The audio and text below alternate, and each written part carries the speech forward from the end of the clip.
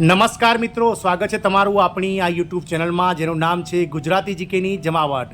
મિત્રો, ઘણા લાંબા સમયથી કેન્દ્ર સરકારના કર્મચારી પેન્શનર્સ સાથે જ વિવિધ રાજ્ય સરકારના કર્મચારી અને પેન્શનર્સ કે જેઓનું સંખ્યા પર દેશમાં કરોડોની સંખ્યામાં થાય છે તેવા કર્મચારીઓ કોરોના સમયે એટલે કે 1 જાન્યુઆરી 2020થી લઈ અને 31 જૂન 2021 સુધી એમ કુલ 18 મહિના સુધી જે મિત્રો કોરોનાની વિકટ પરિસ્થિતિ સમયે સરકાર દ્વારા DADR એટલે કે મોંઘવારી ભથ્થું અને મોંઘવારી રાહતના જે ઇન્ક્રીમેન્ટ છે તે મિત્રો અટકાવી દેવામાં આવ્યા હતા. તો તેને લઈ અને મિત્રો 18 મહિનાના DADR એરિયર્સને લઈ અને કેન્દ્રીય કર્મચારી સાથે વિવિધ રાજ્ય સરકારના કર્મચારી અને પેન્શનર્સ યુનિયનો દ્વારા સરકાર સમક્ષ મિત્રો છેલ્લા 3 વર્ષથી જે છે તે મિત્રો માંગ કરી રહેવામાં આવી છે. પરંતુ સરકાર દર વખતે મિત્રો આ કર્મચારીઓની રાવ સાંભળતી નથી અને સ્પષ્ટપણે સરકાર કહી રહી છે કે આ 18 મહિનાનું DADR સરકાર દ્વારા આપવામાં હાલમાં મિત્રો સરકાર સક્ષમ નથી. પરંતુ આ તમામ અટકળો વચ્ચે મિત્રો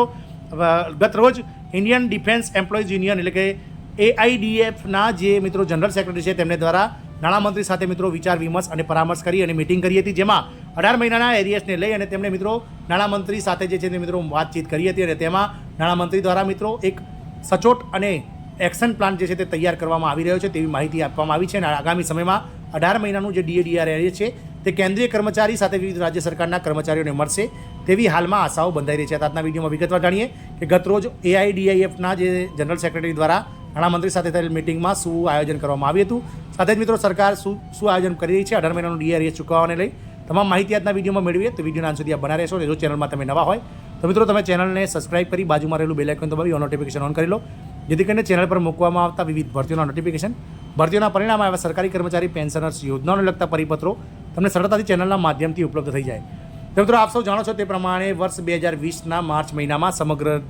દેશ સહિત વિશ્વમાં COVID-19 એટલે કે કોરોનાની મહામારી જે છે તે ફાટી નીકળી હતી, જેને લઈ અને દેશ અને વિશ્વ જાણે થંભી ગયું હોય તેવું લાગી રહ્યું હતું અને ઘણા લાખોની સંખ્યામાં લોકોએ જે છે તે પોતાનો જીવ આ વિકટ પરિસ્થિતિ અને રોગચાળામાં ગુમાવ્યા હતા. તેવામાં સરકાર દ્વારા જે છે તે મિત્રો લોકડાઉન સાથે જ મિત્રો જે વર્ક ફ્રોમ હોમ જેવી જે એક્ટિવિટીઝ છે અને વિવિધ કાર્યક્રમો દ્વારા સરકાર દ્વારા આ રોગચાળાનો ફેલાવો અટકાવવા માટે જે છે પૂરતા પ્રયત્નો કરવામાં આવ્યા હતા અને ક્યાંક ને ક્યાંક આ પ્રયત્નોમાં સરકારી કર્મચારીઓ પણ સરકારની પડખે ઊભા રહ્યા હતા. સરકાર દ્વારા વર્ષ 2020થી લઈ અને 21 સુધી એટલે કે કુલ 3 જેટલા ઇન્ક્રીમેન્ટ મોંઘવારી ભથ્થાના સરકારી કર્મચારીઓને રોકી દેવામાં આવ્યા હતા, કારણ કે એ દરમિયાન દેશના જે લાખો હજારો કરોડની સંખ્યામાં જે લોકો છે તેમને મિત્રો અનાજ સાથે જ વિવિધ જે ફેસિલિટીઝ છે જે ખાવાનું જીવન જરૂરિયાતની વસ્તુઓ સરકાર દ્વારા ફ્રીમાં પહોંચાડવામાં આવી હતી અને સરકાર દ્વારા અઢળક રૂપિયો આના પાછળ ખર્ચવામાં આવ્યો હતો, જેથી સરકારી કર્મચારીઓ પણ પોતાના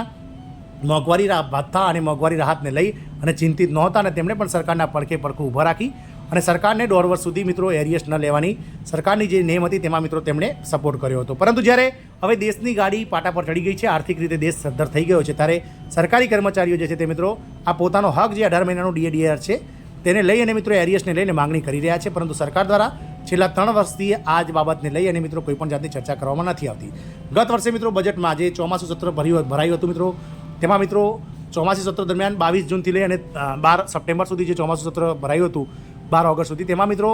એક સાંસદ દ્વારા પ્રશ્ન પૂછવામાં આવ્યો હતો કે શું કોરોના સમયમાં અટકાવવામાં આવેલો DADR એરિયર્સ કેન્દ્રીય કર્મચારીઓને મળવાપાત્ર થશે કે નહીં. તો રાજ્યસભામાં પૂછાયેલા આ પ્રશ્નના જવાબમાં કેન્દ્રીય રાજ્ય નાણામંત્રી પંકજ ચૌધરી દ્વારા સ્પષ્ટ કહેવામાં આવ્યું હતું કે 18 મહિનાનું DADR એરિયર્સ ચૂકવવું હાલના સમયમાં શક્ય નથી, કારણ કે 34,500 કરોડ રૂપિયા કરતાં વધારે આ મોટી રકમ છે અને હાલમાં સરકાર પાસે એવો કોઈ એક્શન પ્લાન અને સરકાર પાસે એવી કોઈ રકમ નથી કે જે કર્મચારીઓને ચૂકવવામાં આવે. પરંતુ અમે આગામી સમયમાં ચોક્કસથી આ વિશે કોઈ પોઝિટિવ વિચાર કરીશું તેવી તેમણે હૈયા ધારણા આપી હતી. આને લઈ અને ગત રોજ મિત્રો ઇન્ડિયન ડિફેન્સ એમ્પ્લોઈઝ યુનિયન એટલે કે AIDIFના પ્રમુખ જે છે જનરલ સેક્રેટરી મુકેશ સિંહ છે, તેમણે કેન્દ્ર સરકારને 18 મહિનાના DADRને રિલીઝ કરવાને લઈને વિનંતી કરી હતી. તેમણે મિત્રો નાણામંત્રી નિર્મલા સીતારામનને અગાઉ પણ ઘણા પત્રો લખેલા છે, જેમાં તેમણે વર્ષ 2020-21 એટલે કે 1 જાન્યુઆરી 2020થી લઈ અને 30 જૂન 2021 સુધી એમ કુલ 18 મહિના સુધી જે DADRના 3 હપ્તા રોકવામાં આવ્યા હતા તે DADRના એરિયર્સ હવે કર્મચારીઓને આપવામાં આવે તેવી માંગણીઓ કરી હતી. ગતરોજ તેમણે મિત્રો નાણાં વિભાગના નાણાં મંત્રાલય ખાતે નાણામંત્રી સાથે જે છે તે મિત્રો મિટિંગ પણ કરી હતી, જેમાં નાણામંત્રીએ મિત્રો એવી હૈયા ધારણા આપી છે કે સરકાર આગામી સમયમાં એક એક્શન પ્લાન તૈયાર કરશે. આવડી મોટી એક રકમ 34,000 કરતાં વધારે મોટી રકમ એક સાથે ચૂકવવી અશક્ય છે, એટલે કે સરકાર આગામી સમયમાં ચોક્કસથી આ DADRના 3 હપ્તાઓ જે છે તે મિત્રો આપવા માટે કંઈક ને કંઈક મિત્રો જે છે તે તૈયારીઓ કરશે. મિત્રો આમ મિત્રો હવે એવી આશાઓ સેવાઈ રહી છે કે આ છેલ્લો ટ્રાય છે 18 મહિનાના DADRને લઈ. જો આ વખતે નાણામંત્રી દ્વારા કરવામાં આવેલ કમિટમેન્ટ અનુસાર જો આ એરિયર્સ નહીં મળે તો હવે પછી સરકારી કર્મચારીઓ આ એરિયર્સને ભૂલી જવું પડશે. જય હિન્દ, અસ્તુ.